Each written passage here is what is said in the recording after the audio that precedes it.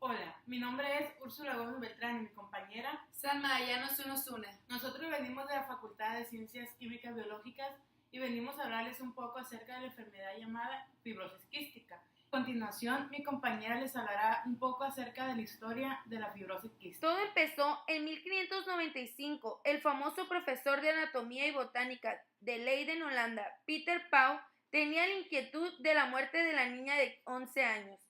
Se suponía que la niña estaba hechizada, la niña estaba muy flaca, el páncreas estaba abultado, cirroso y color blanco brillante. Fue entonces, en 1936, cuando el pediatra suizo Guido Fanconi fue el primero en usar el término de fibrosis quística para describir la combinación de insuficiencia pancreática y enfermedad pulmonar crónica en niños.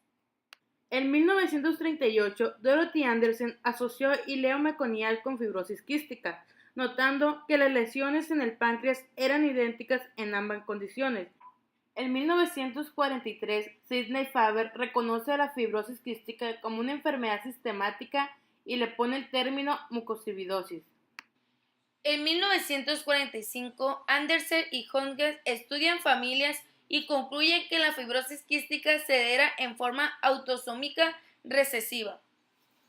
En 1959, Gibson y Cook describieron el método iontoforosis con pilocarpina para estimulación y recolección de sudor, que sigue siendo hasta hoy el estándar. En los 60, aún la perspectiva para los niños afectados continuaba siendo lo más terrible, pues la mayoría morían durante la niñez. Pero en 1979 se pudo disponer del screening neonatal mediante la utilización de tripsina inmunoreactiva. Fibrosis quística es una enfermedad autosómica causada por mutaciones en el gen localizado en el brazo largo del cromosoma 7, que codifica la proteína reguladora de la conductancia transmembrana. Es un trastorno genético e incurable de las glándulas mucosas y sudoríparas, que provoca la acumulación de moco espeso y pegajoso. La proteína CFTR se localiza en la membrana apical de muchos tipos de células, como las células epiteliales de las vías aéreas, glándulas submucosas del tracto gastrointestinal, hígado, vesícula biliar y páncreas. La fibrosis quística pulmonar se dice que es la más grave, puesto que las continuas infecciones deterioran el tejido pulmonar. Esta enfermedad es más frecuente en las personas de raza blanca, Norteamérica, Europa, Australia, España. Estos son algunos países donde sucede más. Ahora hablaremos un poco sobre su diagnóstico, puesto que la Fundación Americana de la Fibrosis Quística acordó que el diagnóstico debe basarse en la enfermedad crónica sinopulmonar, en alteraciones gastrointestinales y nutricionales, en el síndrome de la pérdida de sal y en la sorpermia obstructiva. Uno de los métodos de identificación es el test del sudor, o también llamados Gibson y Cook por sus descubridores. En él se diagnostica las cifras elevadas de cloro en el sudor, que son mayores a 60. Con ayuda de este estudio genético se permite actualmente un diagnóstico definitivo en la mayoría de los pacientes, si bien es cierto que el estudio completo del gen solo se realiza en muy pocos laboratorios. Y ahora los tratamientos. La fibrosis quística es una enfermedad muy compleja, por lo cual su tratamiento también lo es. Cuando a una persona se le detecta a tiempo, pues se le favorece, ya que se le ofrece una mejor calidad y esperanza de vida. Para esto también debe de ser una persona muy disciplinada. Me refiero a que debe tomar mucho en cuenta sus horarios. Otros tipos de tratamientos son los sintomáticos, que hoy se aplican, como son los respiratorios, que sería la fisioterapia respiratoria. Tiene como objetivo limpiar las vías respiratorias de secreción viscosas y espesas que contienen altas concentraciones de bacterias, elastasas, citocinasas y productos bacterianos. Todos los pacientes deben comenzar la fisioterapia respiratoria lo más precozmente posible, aunque sea la afectación pulmonar muy leve. Se llevan a cabo los golpeteos en ciertas áreas con el paciente en distintas posiciones. Esto es principalmente en los bebés, en las áreas de las costillitas. Para el tratamiento digestivo se utilizan enzimas pancreáticas, suplementos vitamínicos e insulina, ya que se requiere la suplementación enzimática para conseguir las mínimas pérdidas fecales de grasa, vitaminas, proteínas y ácidos biliares, mejorando así la digestión y la absorción de los alimentos y vitaminas liposolubles. Otro también es el tratamiento nutricional. Un paciente con fibrosis quística debe mantener un estado nutritivo adecuado, ya que la nutrición repercute en la calidad de vida y en la supervivencia. Otro de los tratamientos más utilizados son los antibióticos, ya que estos son los pilares básicos del tratamiento de los pacientes con fibrosis quística, ya que estos permiten reducir el número de gérmenes patógenos que producen la infección y que desencadenan la respuesta inflamatoria en el tracto respiratorio.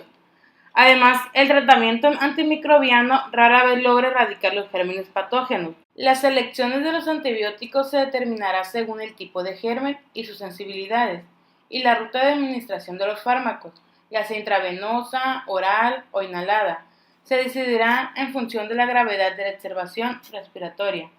El tratamiento intravenoso es el más efectivo en este caso. También para los niños hay tratamientos, entre ellos están los diluyentes de moco, los antiinflamatorios, los antibióticos, la teofilina, los inhaladores de esteroides y los broncodilatadores. La última opción es el trasplante del órgano, ya que esto ha extendido la esperanza de vida en las personas con fibrosis quística. Estos son los síntomas. Algunos de los síntomas de la fibrosis quística es el sudor salado. Este se da en las glándulas sudoríparas, ya que los pacientes con fibrosis quística eliminan 4 veces más sodio por el sudor que los sujetos sanos, y el exceso de sudoración puede producir liberación de aldosteronas, retención renal de sal y deshidratación. Otros síntomas son los pulmonares. Estos consisten en tos con expectoración, con infecciones respiratorias frecuentes que deterioran la capacidad respiratoria. También están los síntomas nasales, que son rinitis, sinusitis y polisis nasal. Otro síntoma de esta enfermedad es la infertilidad de los hombres por azoospermia obstructiva y disminución de la fertilidad en las mujeres. La fibrosis quística es una enfermedad genética, es decir, las personas nacen con ella.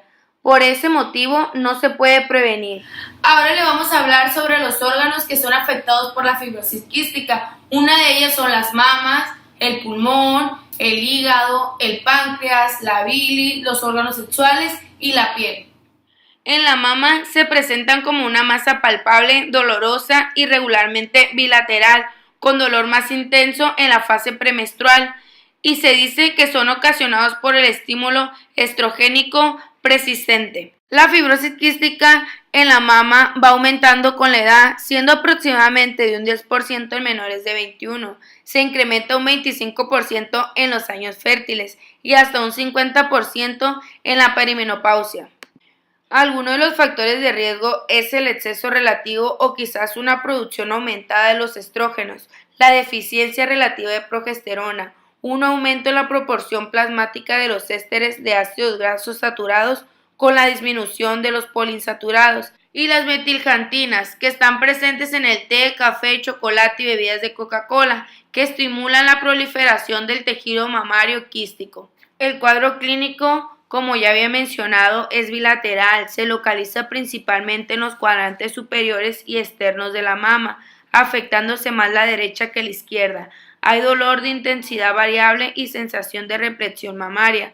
El tamaño de la mama y los síntomas aumentan durante la fase lútea del ciclo. Además puede haber secreción por el pezón de color amarillenta, verdosa o grisácea. Esto puede ser diagnosticado haciéndose ultrasonografía, mamografía, aspiración con aguja fina y biopsia. Dentro de los tratamientos están los aspectos generales y los fármacos. En los aspectos generales se recomienda el uso de ropa liviana, holgada, sostén justo, restringir las metilxantinas, la nicotina, reducir la ingesta de grasas y aumentar los carbohidratos, ya que con esto puede prevenir el riesgo de un cáncer. Y en los fármacos están las vitaminas, los diuréticos, los esteroides sexuales. Y por otro lado también está el tratamiento quirúrgico, pero solo esto se hace cuando la persona ya está a punto de darle cáncer mamario. Otro de los órganos que afecta a la fibrosis quística son los pulmones, debido al transporte de cloro. Esto produce en los pulmones una mucosidad viscosa que obstruye los bronquios. La pared de los bronquios tiene unos cilios en la pared bronquial que está cubierta con una capa delgada de mucosidad, a la que se le adhieren las partículas inhaladas, que son llevadas como en una cinta transportadora hasta la faringe, así se pueden expulsar con la tos o ser tragadas. Mas, sin embargo, en la fibrosis quística los cilios no pueden transportar la mucosidad viscosa y dura, o bien solo deficientemente. Esto causa un estrechamiento prolongado de las vías respiratorias y la respiración se dificulta. También se desarrollan con mayor frecuencia infecciones respiratorias, ya que las bacterias no se eliminan como de costumbre con la mucosidad, sino que se mantienen en las vías respiratorias. Las bacterias de las especies de Pseudomonas aeruginosa, Burkholderia cepacia, Staphylococcus aureus y Haemophilus influenzae suelen producir infecciones respiratorias. Estas infecciones recurrentes dañan el tejido pulmonar, debido a que el sistema inmune desencadena, en defensa contra los patógenos, reacciones inflamatorias que dañan el tejido sano. Los síntomas se manifiestan con una destrucción progresiva y un estrechamiento de los bronquios, hasta que finalmente los pulmones fallan. Manifiestan tos severa y permanente, y con frecuencia asma e inflamación sinusal. Los síntomas respiratorios generalmente aparecen en la infancia, pero pueden aparecer en la segunda o tercera década de vida, y el más del 40% de los casos son sospecha diagnóstica. La tos crónica y la expectoración son las principales manifestaciones. Esta generalmente aumenta con el tiempo y a medida que progresa el daño pulmonar. Se vuelve purulenta. Puede aparecer disnea y el paciente presenta aseveraciones que van aumentando en frecuencia. Los pacientes diagnosticados en edad adulta pueden tener síntomas más larvados y una función respiratoria normal. La fibrosis quística pulmonar se divide en dos etapas, la primera de enfisema o atelesia y la segunda etapa de infección. La primera corresponde a la fase de la obstrucción parcial o completa de los bronquios y bronquiolos, también llamada la fase bronquítica temprana.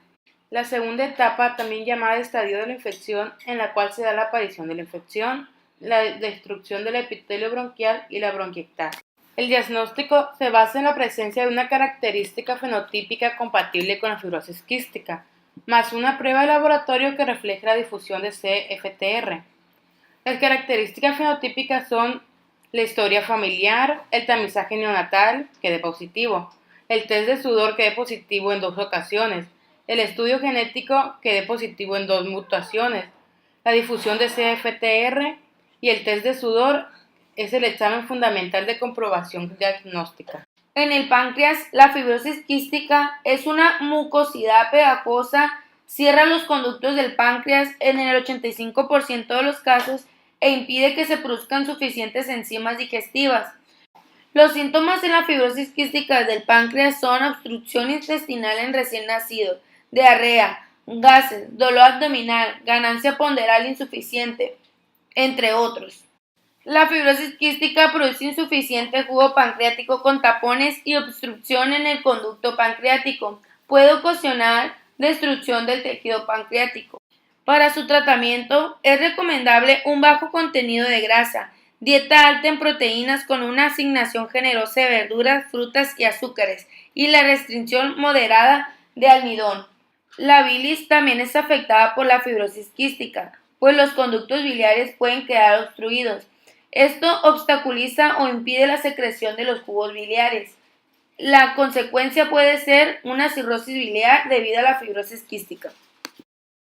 Otro de los órganos afectados por la fibrosis quística es el aparato digestivo, ya que aproximadamente del 10 al 20% de los recién nacidos con fibrosis quística tienen obstrucción intestinal, que a veces requiere una operación en el sistema digestivo tras el nacimiento.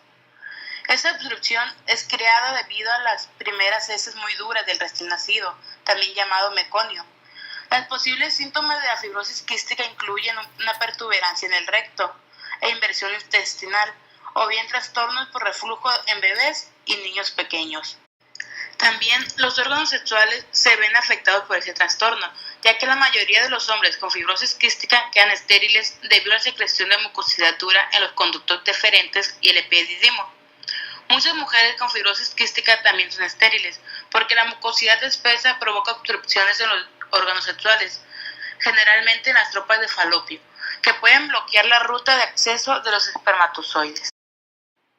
La fibrosis quística también afecta a la piel, pues el sudor contiene bastante iones de sodio y cloro, debido a los cambios de la proteína CFTR y el consiguiente trastorno del transporte de cloro. En la comparación con el sudor de los individuos sanos, su sabor es muy salado.